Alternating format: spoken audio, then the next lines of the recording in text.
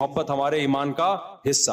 ایک شخص تھا جو تاریخ میں آیا اور چلا گیا. جس کو لعنت اللہ لگتا ہے وہ لعنت اللہ بولے, جس کو رحمت اللہ لگتا ہے وہ رحمت اللہ بولے, اپنی ذمہ داری پہ بولے. کل اللہ اس سے پوچھے گا تو بتا دے کہ میں نے رحمت اللہ کیوں بولا تھا, اپنی ذمہ داری پہ. ہم سے پوچھ کے نہ لعنت اللہ بولے نہ رحمت اللہ. ہم صرف یہ جانتے ہیں حضرت معاویہ چونکہ صحابی رسول ہیں, ان سے محبت ہمارے ایمان کا جز اور ان کا دفاع کرنا ہماری مذہبی ذمہ داری. باقی تاریخ میں اتنے لوگ آئے اتنے گئے, ہمیں کسی سے کیا لینا دینا. اور دوسری بات یہ کہ آپ جب رپورٹ پیش کرتے ہیں نا اس بارے میں, تو لوگ نیوٹرل ہو کے آج کل رپورٹیں سنتے نہیں ہیں. ایک نظریہ بنایا ہوا ہوتا ہے پہلے سے پکا, وہ جانچ رہے ہوتے ہیں کہ اس مذہبی اسکالر کا وہی والا نظریہ ہے یا نہیں ہے. یہ ایسے ہے جیسے آپ ڈاکٹر کے پاس گئے, آپ کے گردے میں تکلیف ہے اور آپ چیک کر رہے ہیں کہ وہ والی دوا لکھ کے دیتا ہے جو میری کھوپڑی میں آ رہی ہے کہ نہیں آ رہی ہے. اگر وہی لکھ کے دے گا تو ٹھیک ہے, نہیں تو اس کا مطلب یہ 2 نمبر ڈاکٹر ہے. اگر ڈاکٹر کو پہلے سے پتا چل جائے تو اس کو دوا دے گا, کہے گا بھائی تو مجھے ڈاکٹر سمجھ کے نہیں آیا, تو اپنے آپ کو میرا باپ سمجھ کے آیا ہے, تو اس لیے پتلی گلی سے نکل.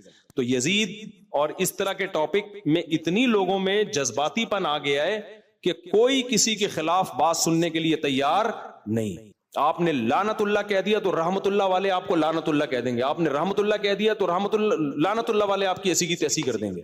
تو بھائی جب تم دلائل سے بات سننے کے لیے نیوٹرل ہو کے تیار ہی نہیں ہو تو اور پھر موضوع کا ہماری عملی زندگی سے کوئی تعلق بھی نہیں.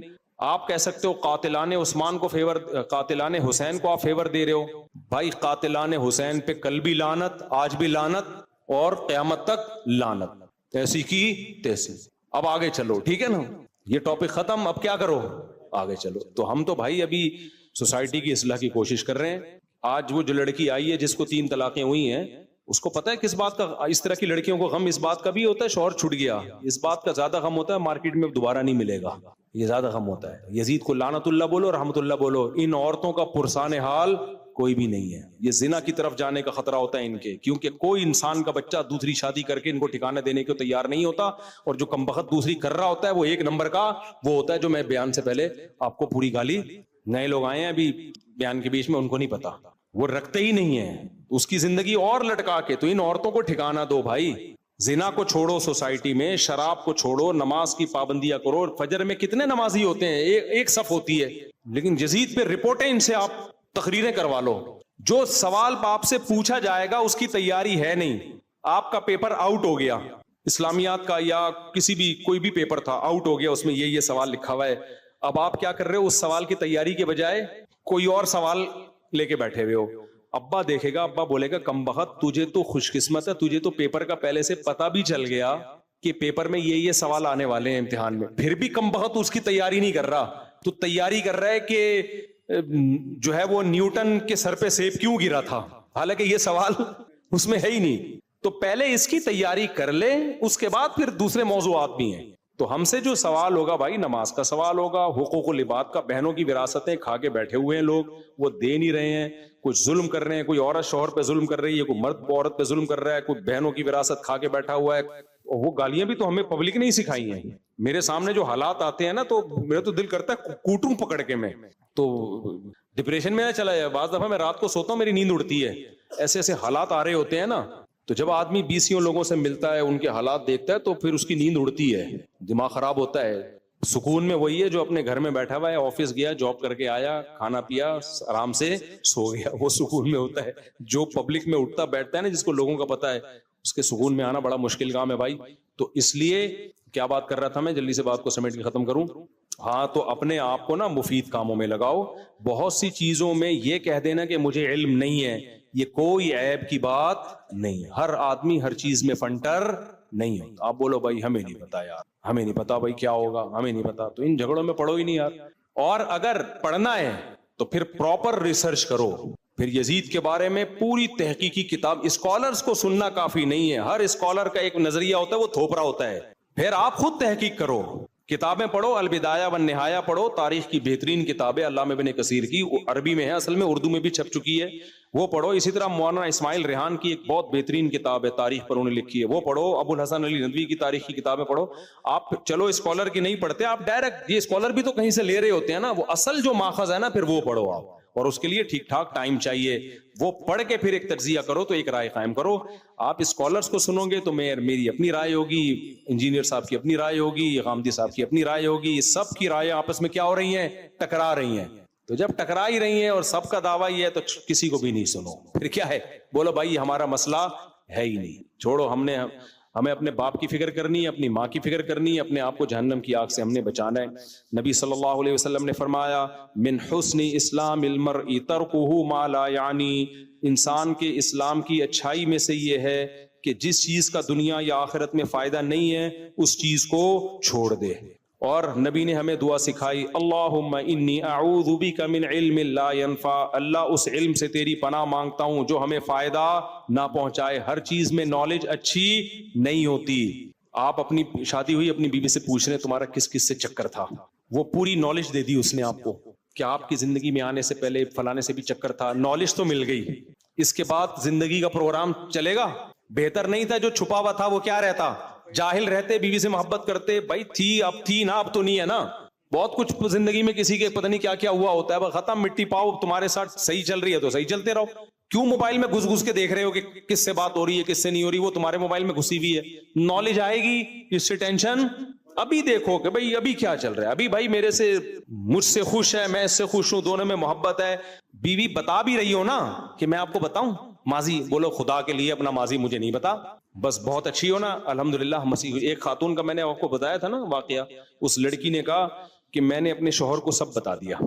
شادی کی پہلی رات میں بہت اچھی بننے کی کوشش کی نا, میں نے سب بتا دیا کہ میاں بیوی میں کوئی کنفیوژن نہیں ہونی چاہیے, ہم دونوں ایک دوسرے کے لباس ہیں, لہذا میں سب بتا دی. کیا مطلب, سب کا مطلب سمجھتے ہو, سب بتا دیا. وسیم کے بارے میں, جمشید کے بارے میں, وہ یہی ہوگا. کہہ رہی میں نے دل بڑا کیا کہ میرا شوہر مجھے عزت دے گا کہ بھائی چلو جو تھا اب ختم ہوا, اب آج سے ہم ایک نئی زندگی کا آغاز. مجھے اسی وقت فون پہ غصہ ہے, میں نے کہا آپ کیا. کہہ رہی ہیں اب جب ذرا سا پھڈا ہوتا ہے نا, جب تک ہم نارمل چلتے ہیں ٹھیک ہے, ذرا سا جھگڑا ہوا مجھے تانے دیتا ہے فاحشہ ہونے کے کہ تو ایسی تھی, تیرے تو جمشید سے تعلقات تھے, تیرے تو وسیم سے بھی دوستی تھی, تو اتنا. کہہ رہی آنا جانا تھا. بیٹا صرف آنا جانا نہیں ہوتا, تو نے بہت کچھ کیا ہوگا, اب چھپا رہی ہے. کہہ رہی ہے جب مسئلہ ہوتا ہے تانے دیتا ہے. میں نے کہا غلطی آپ کی ہے بھائی, آپ کو اتنی رپورٹیں پیش کرنے کی, وہ تو غلط کر رہا ہے, وہ بھی غلط کر رہا ہے, لیکن آپ نے بھی تو کوئی اچھا, تو ہر نالج اچھی نہیں ہوتی. چھوڑو مٹی پاؤ یار. ہمارے نبی یہ چاہتے تھے کہ جب لوگ آپ کے سامنے آئے نا تو آپ کو ان کے بارے میں اچھا پتا ہو, ان کی غلطیوں کا علم نہ ہو. دیکھو حضرت عویمہ رجلانی نبی کے پاس آئے, عرض کیا یا رسول اللہ میری بیوی نے زنا کیا ہے. دیکھو ہمارے پاس اگر کوئی آئے نا میری بیوی نے زنا کیا, ایک دم کان ہمارے کیا ہو جاتے ہیں, کھڑے, کہ ابے ایک ذرا بیٹھ, ذرا تفصیل سے بتانا یار, ایسا اس کو دفتر کھلوایا, اس کو ذرا چائے وائے پلا یار, بھائی اس کی بیوی نے بدکاری کی ہے. انجوائے کرتے ہیں. کیا خیال ہے کہ ایک قصہ ہاتھ آ گیا نا, کیا خیال ہے بھائی تبصرہ کرنے کے لیے, ابے جس کو ہم نیک سمجھ رہے تھے اس کی بیوی ایسی نکلی. ہم تو مزے لے لے کے سنتے ہیں.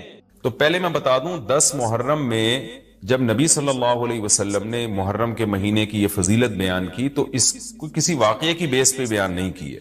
اس بارے میں جتنے واقعات ہمارے پاس منقول ہیں کہ آدم علیہ السلام جنت سے زمین پہ آئے تھے, یا قیامت آئے گی اس دن, یا یہ کہ اور پتہ نہیں کیا کیا ابراہیم علیہ السلام کو آگ میں ڈالا گیا, یہ سب من گھڑت ہیں, اس کی کوئی حقیقت نہیں ہے, موضوع روایتیں ہیں. البتہ اس دن موسیٰ علیہ السلام اور بنی اسرائیل کو فرعون سے نجات ملی تھی, اس بارے میں روایت سندن بہتر ہے, یعنی اس کو مستند روایت کہا جا سکتا ہے. تو وہ یہ کہا جا سکتا ہے کہ 10 محرم کو موسیٰ علیہ السلام اور بنی اسرائیل کو اللہ نے فرعون سے نجات دی تھی. اسی بیس پہ یہودی روزہ رکھا کرتے تھے اس دن.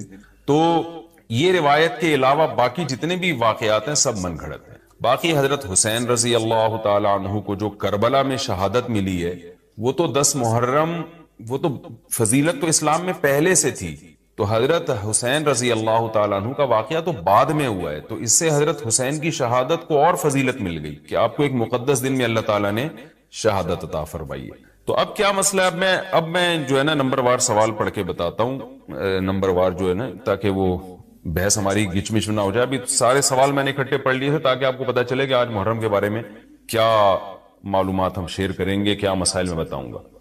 محرم میں کالے کپڑے پہننا, یہاں سے ہمارے سوالات شروع ہوئے تھے. محمود صاحب نے انڈیا سے پوچھا تھا. دیکھیں کالے کپڑے کسی بھی وقت پہنے جا سکتے ہیں, کالے کپڑے پہننے کے ناجائز ہونے کی ہمارے پاس کوئی دلیل نہیں ہے. سفید کو پسند کیا گیا ہے. نبی صلی اللہ علیہ وسلم نے فرمایا سب سے زیادہ پسندیدہ لباس وہ سفید ہے. کفنوا فیہا موتاکم، اپنے مردوں کو بھی اسی میں دفن کیا کرو. اس لیے سفید لباس کو آپ صلی اللہ علیہ وسلم نے افضل قرار دیا، اس میں پاکیزگی زیادہ ہے. باقی نبی صلی اللہ علیہ وسلم نے مختلف رنگوں کے کپڑے پہنے. اس کی علماء وجہ یہ بیان کرتے ہیں کہ اس زمانے میں غربت تھی. آپ نے سفید لباس کو پسند تو کیا، لیکن نبی کے لیے ہر وقت سفید لباس کا انتظام کرنا آسان نہیں تھا. غربت تھی، لباس پہن لینا ہی بڑی بات ہوتی تھی کہ لباس مل جائے کسی کو. کتنے واقعات ہیں کہ ازار ہے تو قمیض نہیں ہے، قمیض بڑی مشکل سے کسی کو ملتی تھی، کچھ چادر نہیں ہے اوپر پہننے کی. اتنی غربت کا عالم تھا، تو اس میں آپ صلی اللہ علیہ وسلم یہ تکلف کرتے کہ ہر قیمت پہ میرے لیے سفید لباس لے کر آؤ.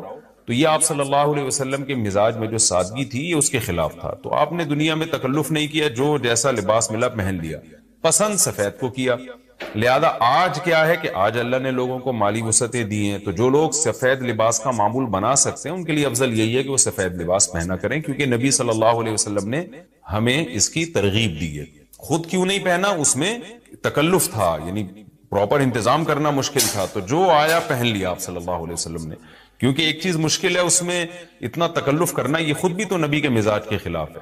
تو اس لیے ہم کہتے ہیں کہ بھئی جو ملے پہن لو. لیکن اگر لوگ آج کل تو لباسوں میں تکلف ویسے ہی بہت ہو رہا ہے، تو آپ نے جب سلوانے ہی ہیں، خریدنے ہی ہیں، تو سفید کو ترجیح دیں. آپ اس میں پاکیزگی زیادہ ہے، اس میں طہارت زیادہ ہے. آپ سفید لباس کے عادی ہو گئے، آپ سے کلر والا لباس پہنا نہیں جائے گا. میں نے تو 15-20 سال میں نے سفید لباس پہنا ہے، تو مجھے پتا ہے کہ پھر کلر والا لباس نہیں پہنا جاتا. سفید میں پاکیزگی اتنی ہے.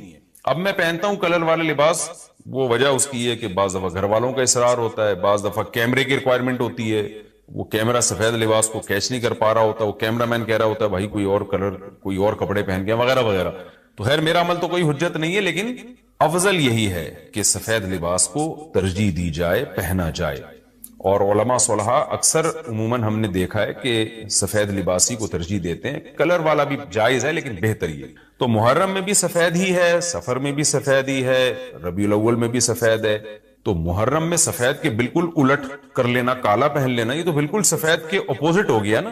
تو ہم یہ نہیں کہہ رہے کہ کالا لباس پہننا ناجائز ہے، لیکن آپ سفید سے اگر آپ نے یو ٹرن لیا بھی تھا تو گرے پہ آ جاتے، گرین پہ آ جاتے، ایک دم آپ بلیک پہ آ گئے، تو بہرحال یہ یعنی کراہت سے خالی نہیں ہے، اس کا معمول بنا لینا. تو ناجائز میں نہیں کہہ رہا، تھوڑا سا ناپسندیدہ ہے کہ آپ سنت پر عمل نہیں کر رہے تو سنت کے بالکل اگینسٹ تو نہ جائیں نا آپ، یعنی بالکل ہی کالا پہن لیں تو بالکل اس کے اپوزٹ ہے. جائز ہے کالا پہننا بھی، لیکن بہتر بہرحال نہیں ہے. اور محرم میں کالا پہننا تو ہماری رائے میں بالکل ناجائز ہے، کیونکہ یہ شیعہ حضرات کی اپنی ایک رائے ہے، ان کی اپنی ایک دلیل ہے، ان کا اپنا ایک کانسیپٹ ہے. وہ یہ ہے کہ محرم میں حضرت حسین شہید ہوئے تھے تو ایک بڑے غم کی بات تھی، تو ہم غم منانے کے لیے کالا کپڑا پہنتے ہیں. تو ان کا مسلک ہے، وہ جیسے مسلک پہ اپنے عمل کرنا چاہیں وہ اللہ کے سامنے جواب دہ ہوں گے. ہم کسی کے مسلک پہ طنز نہیں کر رہے، ہم کوئی فرقواریت اور تشدد کی بات کرنا مناسب نہیں ہے، ملکی حالات اس کے متحمل نہیں ہیں. لیکن میں اہل سنت والجماعت حضرات سے کہتا ہوں کہ آپ یہ فیصلہ کریں بھائی، آپ یا تو پورے شیعہ ہو جائیں یا پورے سنی ہو جائیں. تو اگر آپ اہل سنت والجماعت کو فالو کرتے ہیں، اور اہل سنت والجماعت کے ہاں جو قرآن اور حدیث اور صحابہ یہ حجت ہے، تو ہمیں تو قرآن و حدیث میں کہیں بھی نہیں ملتا کہ غم میں تم کالے کپڑے پہنو یا غموں کو مناؤ. قرآن میں کیا ہے؟ الذین اذا اصابتهم مصیبت قالوا انا للہ وانا الیہ راجعون. اہل ایمان کو جب کوئی مصیبت پہنچتی ہے تو وہ کہتے ہیں ہم اللہ ہی کے لیے ہیں اور ہم نے اللہ ہی کی طرف لوٹ کر جانا ہے. وہ صبر کرتے ہیں. حضرت حسین رضی اللہ تعالی عنہ کی شہادت یہ بہت بڑا غم ہے، بہت بڑا غم ہے، لیکن اس غم کو ہر سال منانا اس کے لیے شرعی دلیل کی ضرورت ہے.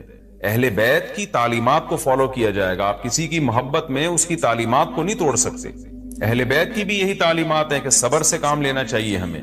اور غم منانا بھی اگر کسی کا ہونا، جیسے آپ کے والد کا انتقال ہو گیا، تو اس میں بھی شریعت آپ کو اجازت نہیں دیتی کہ آپ کالے کپڑے پہنے غم منانے کے لیے، بلکہ اس میں بھی شریعت کیا کہتی ہے کہ غم پہ صبر کریں. جو آنسو آپ روک سکتے ہیں اس کو بہائیں نہیں، اور صبر کریں. غیر یعنی اختیاری طور پر جو آپ کو رونا آ رہا ہے وہ معاف ہے. تو جب غم پہنچا ہو اس وقت شریعت آپ کو غم کے طور پہ کالے کپڑے پہننے کی اجازت نہیں دے رہی.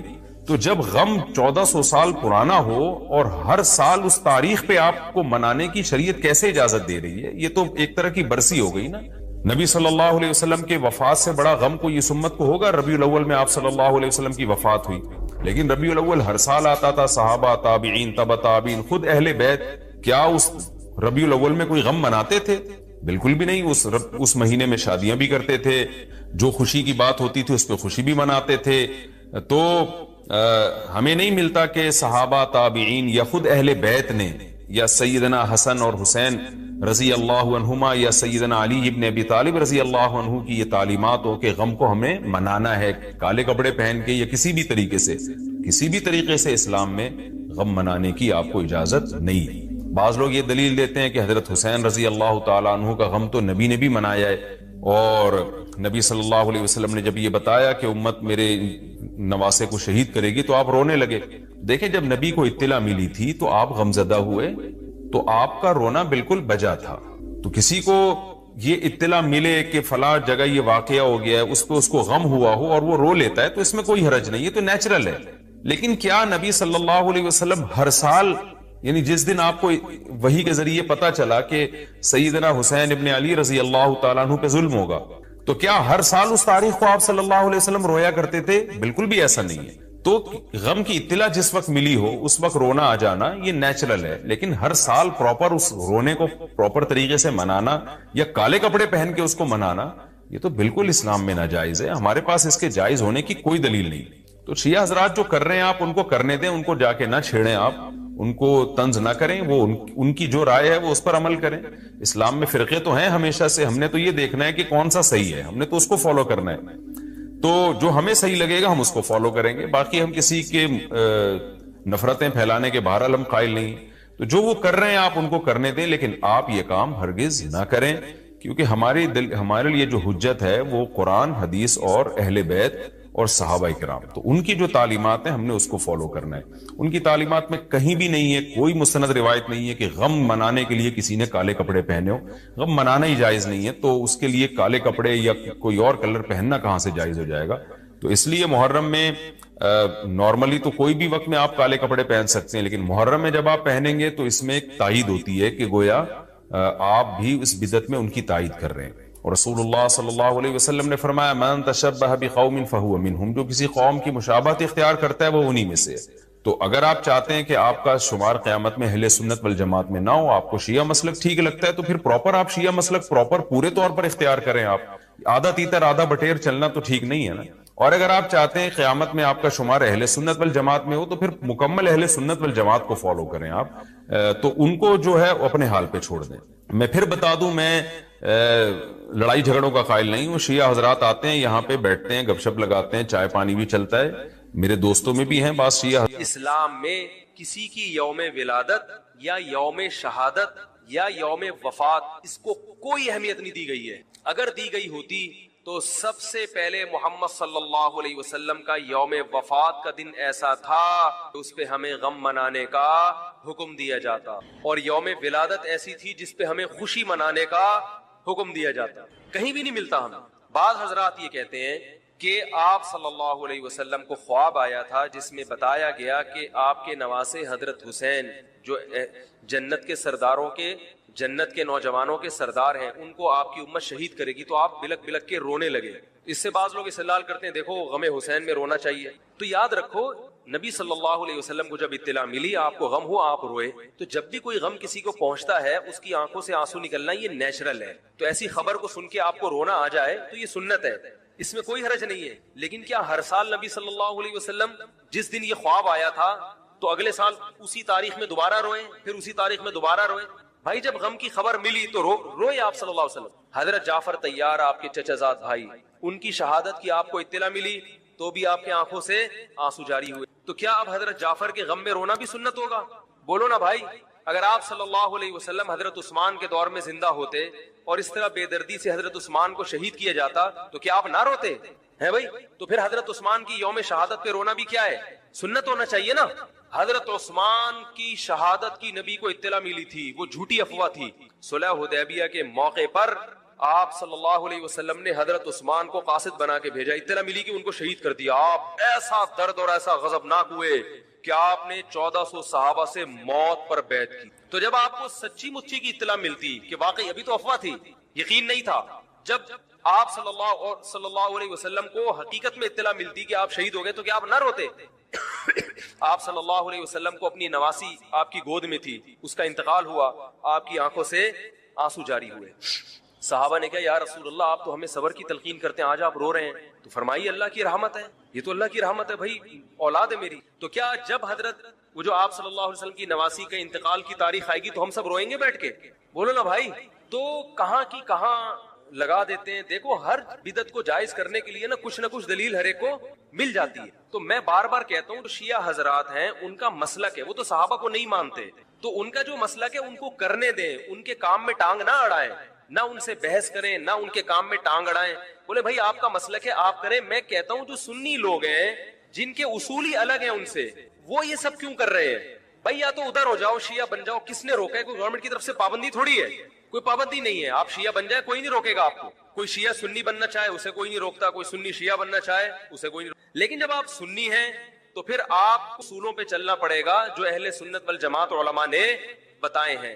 اہل سنت والجماعت کے ہاں رونا عبادت نہیں ہے. ہاں آپ نے کسی دن کربلا کا واقعہ سنا، چاہے محرم میں سنا، ربیع الاول میں سنا، حضرت حسین رضی اللہ تعالیٰ عنہ کی ایک جو دردناک شہادت کا واقعہ آپ نے سنا، آپ کو رونا آ گیا، تو یہ عین ایمان کی علامت.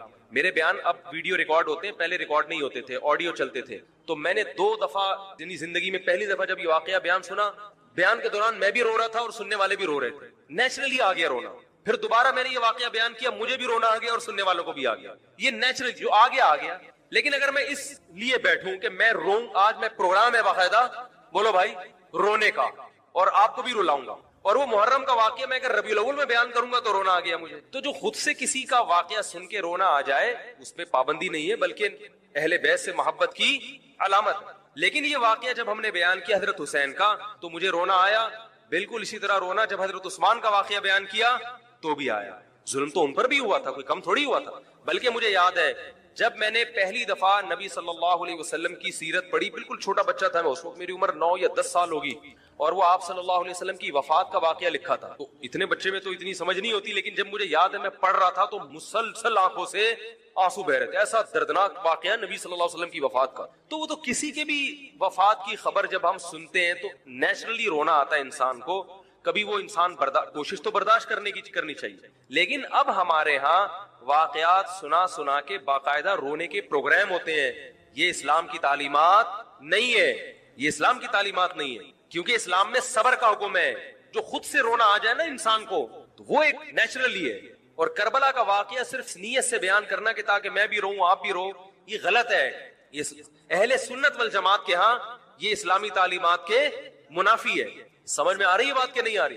اور کسی مخصوص دن کے ساتھ تو ویسے بھی خاص نہیں ہے. اور ویسے بھی شریعت میں صحیح بخاری مسلم کی حدیث ہے، آپ صلی اللہ علیہ وسلم نے نوحہ کرنے والی عورتوں پہ لعنت. نیاحہ کہتے ہیں چیخنا چلانا. آپ کو پتا ہے زمانے جاہلیت میں جب کسی کی میت ہوتی تھی تو باقاعدہ پیسے دے کے عورتوں کو رلوایا جاتا تھا. پیسے دے. آج بھی بہت جگہوں پہ یہ ہو رہا ہے، پیسے دے کے رلوایا جاتا ہے. تو نبی نے تو ان عورتوں پہ لعنت کی جو فری میں روتی ہیں، پیسے دے کے نہیں، جو فری میں